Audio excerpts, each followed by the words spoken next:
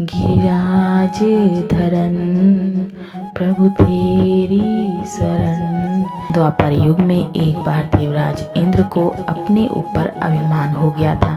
इंद्र का अभिमान चूर करने के लिए भगवान श्री कृष्ण ने एक अद्भुत लीला रची। श्री कृष्ण ने देखा कि एक दिन सभी ब्रजवासी उत्तम पकवान बना रहे हैं और किसी की पूजा की तैयारी में जुटे हुए हैं। इसे देखते हुए कृष्ण जी ने माता यशोदा से पूछा कि यह किस बात की तैयारी हो रही है। कृष्ण की बातें सुनकर यशोदा माता ने बताया कि इंद्रदेव की सभी ग्रामवासी पूजा करते हैं जिससे गांव में ठीक से वर्षा होती रहे और कभी भी फसल खराब ना हो और अन्न धन बना रहे। उस समय लोग इंद्रदेव को प्रसन्न करने के लिए अन्नकूट चढ़ाते थे। यशोदा मैया ने कृष्ण जी को यह बताया कि इंद्रदेव की कृपा से ही अन्न की पैदावार होती है और उनसे गायों को चारा मिलता है। इस बात पर श्री कृष्ण ने कहा कि तब तो इंद्रदेव की जगह गोवर्धन पर्वत की पूजा होनी चाहिए क्योंकि गायों को चारा वहीं से मिलता है।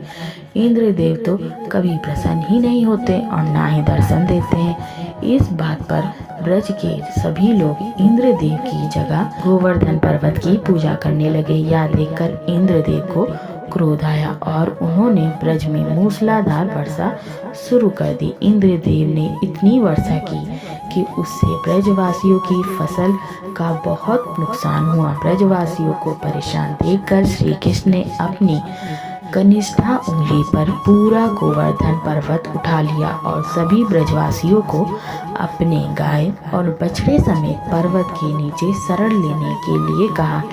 इस बात पर इंद्र कृष्ण की यह लीला देखकर और क्रोधित हुए और उन्होंने वर्षा की गति को और तेज कर दिया। तब श्री कृष्ण ने सुदर्शन चक्र से कहा कि आप पर्वत के ऊपर विराजमान होकर वर्षा की गति को नियंत्रित करें और शेषनाग से कहा कि आप मेड़ बनाकर पानी को पर्वत की ओर आने से रोकें।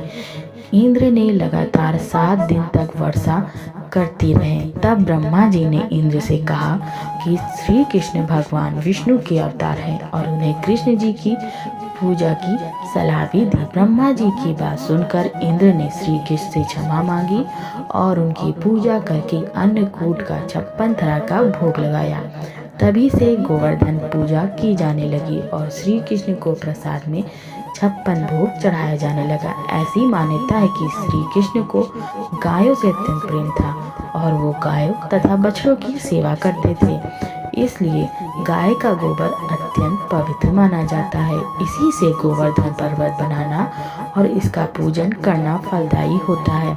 इस दिन गोबर से गोवर्धन पर्वत की आकृति बनाई जाती है और इसके चारों कोनों में करवा की सीकें लगाई जाती हैं। इसके भीतर अन्य आकृतियां भी बनाई जाती हैं और उनकी पूजा होती है।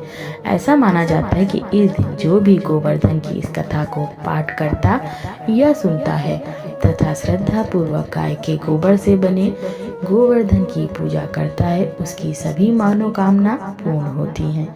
जय श्री कृष्ण।